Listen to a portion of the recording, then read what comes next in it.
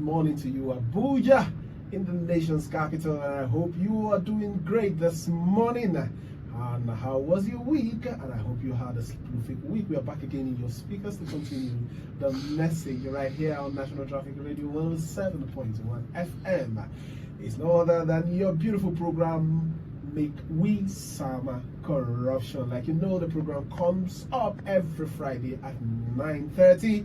And yes, we are using the program to sensitize Nigerians and also to promote good culture in our society as regards to corruption.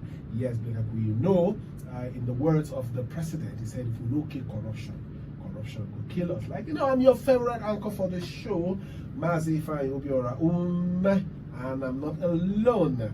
I'm here with the Aloja of Akin Fadeyi Foundation, the program director, none other than Mrs.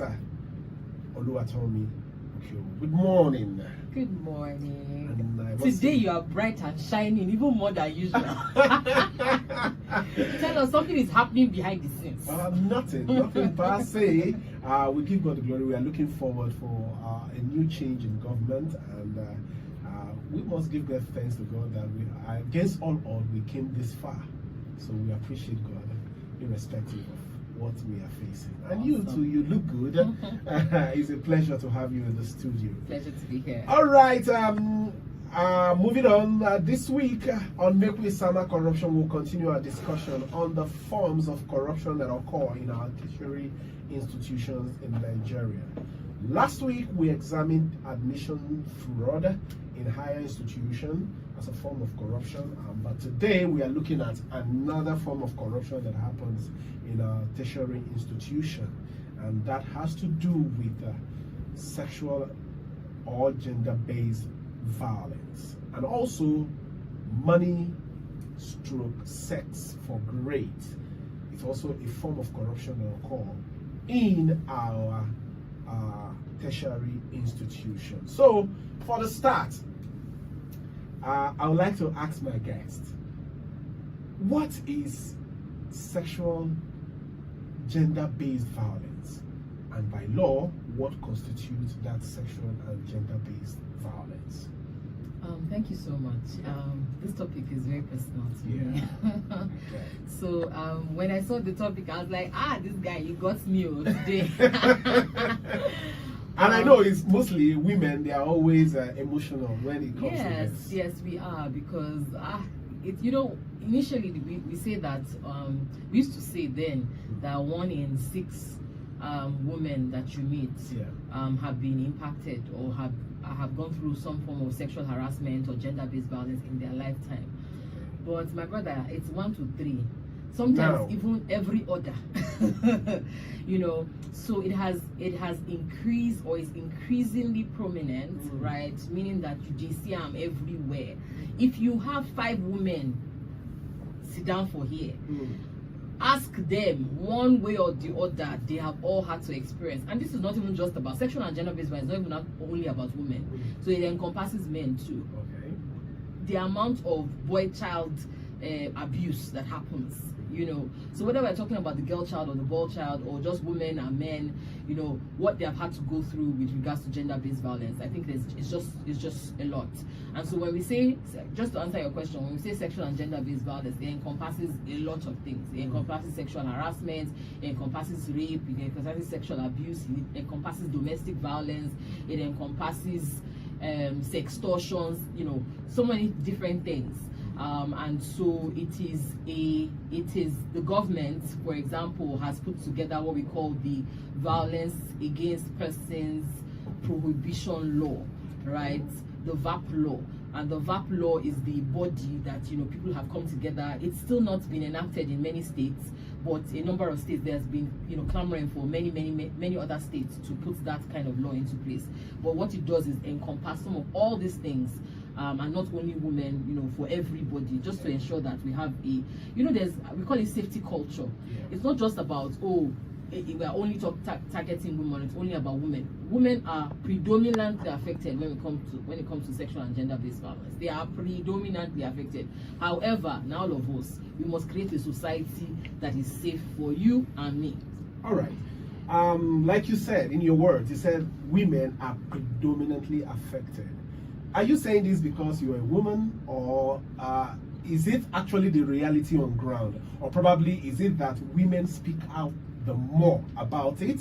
Because I also feel, in my own understanding, that the men too, you know, when we look critically, if we statistically draw down, let everybody say their mind. You know, men, we have this kind of you know, they have been taught not ego, to talk about not it. to talk Yes, about it. yes. So is it a kind of that, is it that men are not speaking out enough, and that is why we don't have their statistics? A lot of things you have said is correct.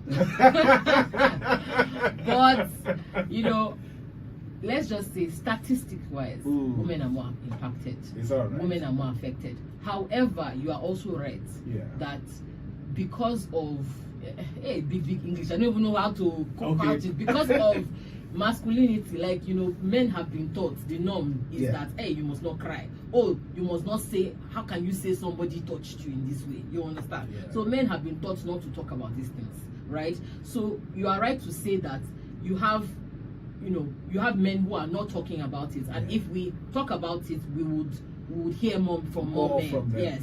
But even if you hear from more men, you will still have many other women who have not talked about it, because there's a whole silencing when it comes to this issue. Nobody can talk about it. So why the silence? Is it that is it culturally promoted, or probably is it the culture that is holding people back, or the society that is holding people back? Society, cultural. You know the truth. We are not. We don't talk about these things. Okay.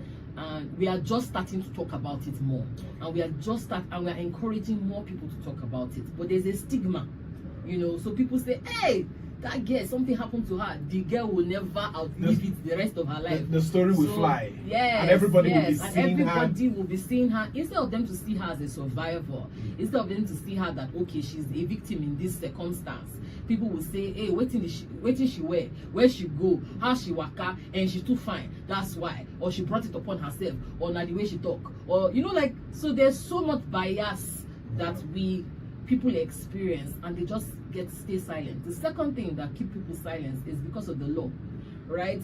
When you go to police station and police will say, waiting you wear, where you waka, how you talk, how you move. We have a skit called My Body, My Car. The same guy, somebody came, ran to him and said, you know, somebody raped somebody's daughter. I say, hey, what did she do? Where she be? How she do? The 2 weeks, what is she wearing? The two weeks from that day, somebody stole his car, and his friend say, where you pack am? What color you be? Where you pack am? What color you be? Why you two they drive 5 car? They walk up and down. So I wish I could play that thing for you today. But you know, seriously, he just said, why you they talk like this? He say, when Amaka last week, you say, why should they walk up and down? You know, you can't blame the people for being in the situation they are in, which is what we call victim blaming. So yeah. All right, let's talk about awareness. In 2019, the British Broadcasting Corporation, BBC, uncovered the Sex for Grade Act being perpetrated in some African universities, including Nigeria. This gave rise to the awareness, especially as it relates to this form of corruption within the educational system in Nigeria. Now, let's look at awareness. Is it that people are not aware enough on their rights, and you know, especially in the institution, to know when their rights are being infringed upon? Or is it that the society, or probably the institution, as in the tertiary institution, has placed a lot of you know, pride on the lecturers, you know, that makes them take advantage of the students? All this your question. You know, but this is a serious issue. Yeah. You are in Nigeria. Yeah. You know the systems. It's some of these things we keep saying week after week, like it's a systemic issue, not systems. Okay. So what has happened is that, first and foremost, right, our systems are not working as they should, right? And it gives loopholes for people to take advantage of people and get away with it. Because it's not that it doesn't happen anywhere in the world. It does. But every day online, I'm seeing this teacher was brought to book, that teacher for sleeping with a minor, this teacher was, you know, any form of power dynamics and harassment. So they'll say, hey, she consented. But if you look at the books, somebody who has power, so if I'm your boss, so let me use me, I be your boss now. So then I say, okay, make sure you see me this evening at 5 or at 7. Won't you show up? Yeah, I will. You show It's up. an order. Yes. So when you show up at 7 and I start to make advances at you, then people go out and people say, why she go? There is a power dynamics. And even when I say, okay, I want something from you, yeah, give me that thing on your chest, this your thing where they hang there, it will be hard for you to refuse me. So that is why it is still sexual harassment. When there is a power dynamics there, where people can, so you cannot say it was consensual if the person is going to report to you, you are the one that is going to mark her script, and you now say it was consensual. What does that mean? So if you are in school and this teacher is in between your passing and your failing, and he says, oh yeah, give me 1 peck here, you understand? You will fight, but some people will say, hey, my grade versus 1 peck, oh yeah, let me give 1 peck, maybe to stop there. But it doesn't stop there. You know, so the lacuna is in the system. So it happens. Let's just say that unfortunately there are many bad eggs within the institutions that want to take advantage of people. However, let's even say taking advantage of people did not start today, and it didn't start and end in the academic institutions, right? However, what our major problem is Nigeria is what happens if you did this, or you have been doing it, year 1 students, year 2 students, year 3 students, and you are getting away with it, and your brother sees you are doing it, he's doing it or she's doing it, right? And she's getting away with it, right? Maybe younger boys in her class, and she's asking them for one thing or the other, and she's so if they keep getting away with it, the circle continues. And now what is the impact? Let's, I'll allow you to talk there, but it is a circle because it is not curbed, and so it's almost as if you are encouraging it. So they'll say, why are you? So if we say now here on air that universities are encouraging it, they'll say, how can we talk like that? However, if you don't put systems that curb something, it means that you have allowed it to grow. It means you have given it permission to continue within your institution. Yes. All right. Talking about these systems that have not been put in place, I'm aware that the law, the constitution, and the law, they have made some kind of law against these things, but the problem of implementation. So is it that the institution, the tertiary institution, the governing body is not bold enough to take a stand? Or is it that, culturally, I'm trying to find a base point. Why is this thing not being pushed? Who is governing body? Is governing body not made of man and woman? Governing body is made up of people. Yeah. If the governing body is not clean, what do you think they can do? That is the biggest problem in many institutions. Okay. So if the VC is not clean, or when he was a professor, he was doing the same thing, right? Please, what mind? Because he knows that the people will know, say that the thing where they do be that. We always they are waiting for him. So is it the same person that will now go and then will now say, I am against gender-based violence, I'm against extortion, and go down, sit down and say he wants to adjudicate, he wants to solve the case. And how he go solve them? So unfortunately, there's so much rot in the system. So, and if you are hearing me and you are not part of the system, but you are an onlooker, you are still part of the problem. Because, for example, if me and you they talk, and I know say every college students will come here, right?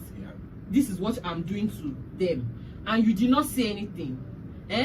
Tomorrow, it's almost like you agreed with what I was doing.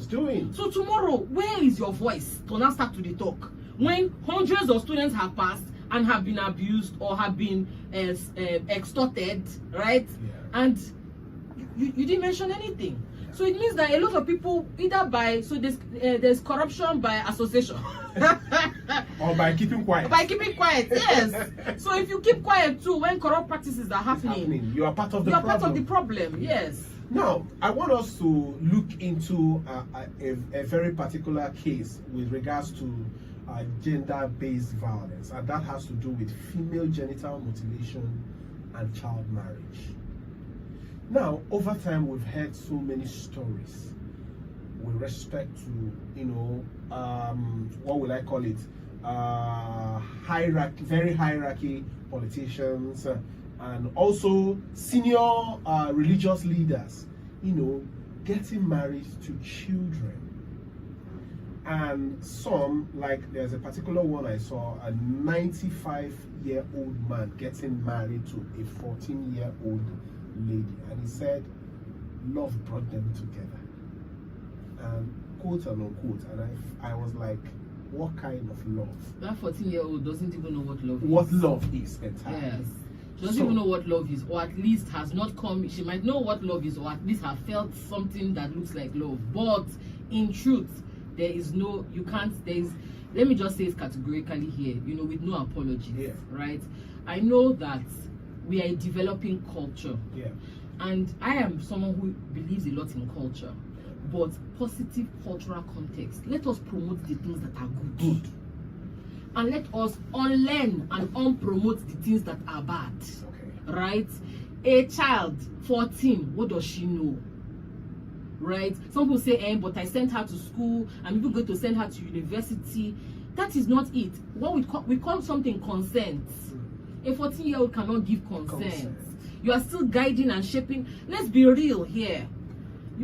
You are still guiding and shaping. My child is like 7.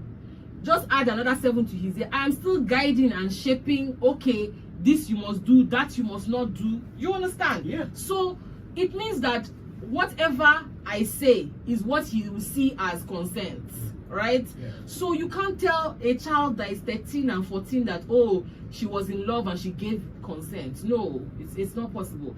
And the law in Nigeria has said so. So if you look at the VAP law, child marriage is a no-no. Right? However, based on our presiding laws, so we have other laws, right, that have been silent about the age of marriage, and especially because in certain parts of the country, this is what was culturally acceptable. Right? But you know what we see again, promoting positive cultural context. Wait for that child to get to 18. All right. If that love dey strong, wait for that babe, make she go school, make she come out, right? Let her know what her own mind is. Be able to say na eba I want to, na fufu, na akpu, like just be able to mention what she wants. You understand? If she knows that and is able to make a choice, say, okay, I pass 18, but now this 94-year-old guy I still want, that God don't send for me. Then that's her, that's her choice. But any age younger than that, consent no deal.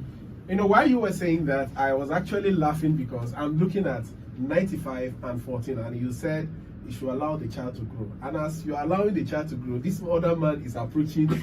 I don't think So, how he knows he doesn't have time, and this other person is coming to maturity. And definitely age will always set in and play into the matter, and definitely there's no person that will look at a dying man and say this is the person that was meant for me. Don't say that. I disagree with you. Really? I disagree with you, but that is what choice is. Okay. I will not, I am not in this business to decide who somebody loves, whether it is whatever you love the person for. The person can love the person. Some people marry people because they're about to go, and when they go, they will be able to live their life as they want. You understand?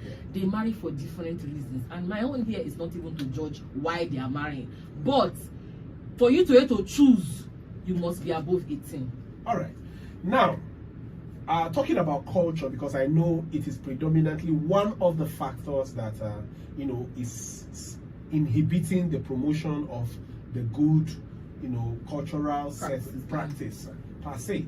Now, I was actually in discussion with someone, and I had this thought I expressed. I said, while we are growing, in the nursery, we know that we're taught addition, multiplication, and other things. And I know that 1 + 1 is 2. Now, I had this understanding over time till this adult age. And if somebody comes, at the adult stage to say 1 + 1 is equals 4, you know that mentally I will have a conflict with you, because I will never agree. Now, most of this culture are things that people have been taught. Ingrained. It has been engraved in their mindset. They believe it, that this is the right way to do, or this is the right thing to do. Now, in this their age and time, you are coming back to tell them that this particular thing they have practiced for years is wrong and is against humanity. How best do you think you can drive this message so that they will understand what you are saying? To all our listeners out there, I want to take a very serious posture, and this is a very serious issue. Yeah. When you look at the impact, of any form, so we started with sextortion, we started with admission, things that happen within the university. Yeah. The impact of these things. So some people have had to have failed. Some people have stood against, I will not allow you to abuse me. Yeah. They will keep repeating them, frustrate them until they leave. Many circumstances in both private and it is not only happening in public, so this is not about government schools, this is everywhere. Okay. In every cadre, secondary school, some children are still going through the same thing. Primary school, some children went through the same thing. University, some people are still going through the same thing. But the impact, the psychological impact on the lives of these people. Do you know that abuse? So they say she should have gotten over it. One day, when I was in South Africa, someone committed suicide because she was raped, and then somebody said to me, how can she have committed suicide? That she should just have done and dusted, forgotten about it. I said, thank God you have never had to experience it before. People do not forget. The impact can continue, the trauma can continue the entire. So maybe this happened to you at 5, this happened to you at 7, this happened to you at 19. You can marry for the next 50 years and still be experiencing the trauma of what happened to you. Some people will not even ever be able to talk to the opposite sex ever again. So when you think about all the things that can happen, both psychologically, physically, all the impact, even for people who marry early, right? Some of the times their reproductive systems are not mature enough to handle what is happening to them. So they start to have things like fistula, like they start to have problems with their reproductive health for the rest of their lives. What are we talking about? Some of these children are impacted for the rest of their lives. They will be having, they will have water passing through them, and not be able to control it because their reproductive organ has been stretched in an abnormal way. You understand? So being very honest here today, why are things not changing? Because we have not yet realized that we have not taken responsibility. Somebody does it and goes and waka, and because he's not the one feeling the impact, he goes to do it to the next woman, or he goes to do it to the next and the next and the next. Do you understand? So what I'm saying is that we have to unlearn certain things. We can say it is cultural, this is what we learned. Again, some of these things are driven by what we call gender roles. A man must, a woman must, you understand? So if the woman is not behaving that way, you ensure that you beat her just to ensure that she complies. So when I'm saying all of this, there are so many reasons, like we can talk about so many concepts, big English pop, all of these things. But the core is that Nigerians must learn to unlearn certain things. When we see the impact, you want everybody. So if we are interested in the well-being, and that's the question, are you interested in my well-being? I'm looking at you, are you interested in my well-being? If you're interested in my well-being, you don't go treat me like that. And so if we care for each other, so we need to all realize that this next person, I know they say, and people say we don't even get tired of that statement, say the next person will be your sister, the next person will be your mother. But eventually it is the truth. This person is your sister, your mother, your auntie, somebody related to you should care. On a normal day, every reasonable person should care. Okay. All right, we are really out of time. We will continue this topic next week because we still have a lot to talk about. It's huge and broad, and I think a lot of awareness needs to be created on this platform so that people will become aware and also give them ways to mitigate against this, especially this extortion and things that you put people in an uncomfortable position. We must stop it. I want us to give them hope and bring Akin Fadeyi Foundation to this. What is the role Akin Fadeyi can play, especially for victims of this sexual and gender-based violence? So this is not because I'm in Akin Fadeyi Foundation, okay. But what anytime I think about the Flag It Up, it gives me goosebumps because it has been able to impact lives, especially on the issue of sextortion and gender-based violence. You can report, bam, take your phone, record, take your phone, report, put as many details as you can. You understand? If you're able to do that, we will follow the process and be able to get those people justice. All right, you can report once you have any issue with violence as regards to sexual or gender-based violence, and also sex for great. Just download the Flag It app and make use of it. We'll continue this discussion. Thank you so much, Tommy, for this beautiful expose. And I believe a lot of people who are listening to us are empowered again and given hope for the country, and knowing fully well that they can get justice. Yes. We'll come again next week to cap it up and to give you some other highlights on this particular discussion. Thank you so much for being here. Okay, so at 10 o'clock will be time for news, so stay tuned because we have so many things packaged for you on this program. Good morning once again, and bye-bye.